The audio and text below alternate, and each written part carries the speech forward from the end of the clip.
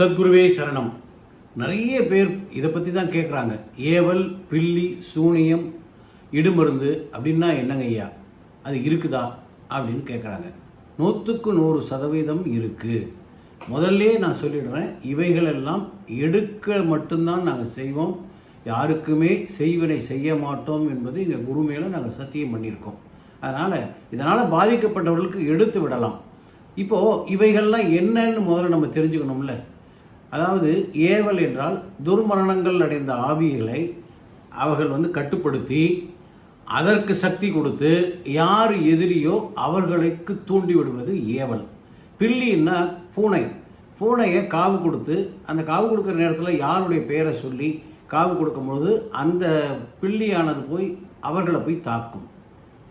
சூனியம் அப்படின்னு இருக்குது. அது என்னென்னா உங்களுடைய சக்தியை இழக்க வச்சிடும், ஞாபக மருதியை உண்டு பண்ணிடும், தைரியத்தை குறைச்சிரும். ஸோ ஒரு நடைப்பணமாக ஆகிடுவாங்க. இடுமருந்து உங்களுக்கு எல்லாருக்குமே தெரியும், உணவில் கலந்து கொடுப்பாங்க. ஏதாவது ஒரு வகையில் உணவுக்குள்ளே கொடுத்து வயிற்றில் போய் தங்கிடும். அதன் பிறகு அவர்கள் சுயநினைவோடு இருக்க மாட்டாங்க. அவர்கள் உடம்பு பல விதத்தில் பாதிச்சிடும். நல்ல தூக்கம் இருக்காது. இல்லை தூங்கினா 1.5 நாள் கண்டினியூவாக அடி போட்ட மாதிரி தூங்குவாங்க. அடித்து போட்ட மாதிரி சொல்லுவோம் இல்லையா, அப்படி தூங்குவாங்க. அதுவும் நடக்கும். நல்ல உணவு இருக்காது. உணவு இருந்தால் அதிகமான உணவு எடுத்துக்குவாங்க. ஏன்னா அவர்களோடு சேர்ந்து இன்னொரு ஆத்மாவும் சாப்பிடும். அதனால் அளவுக்கு அதிகமாக சாப்பிடுவாங்க. இது நடக்கும். எங்கே போனாலும் நெகட்டிவ் வைப்ரேஷன், எதிர்மறையான விஷயங்கள் தான் உங்களுக்கு வந்துக்கிட்டே இருக்கும்.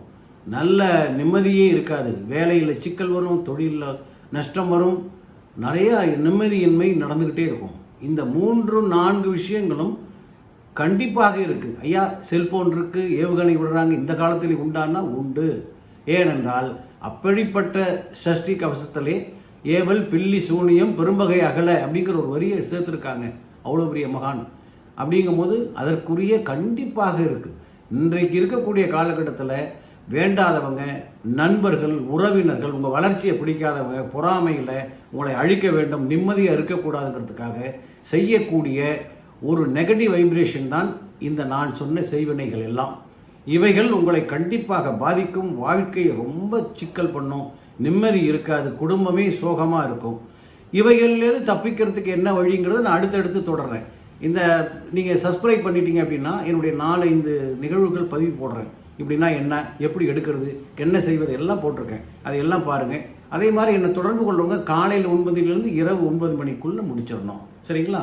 சப்ஸ்கிரைப் பண்ணுங்கள். பண்ணிங்கன்னா என்னுடைய தொடர்ந்து நிகழ்வுகள் உங்களுக்கு சேரும். சரிங்களா? வாழ்த்துக்கள். வணக்கம்.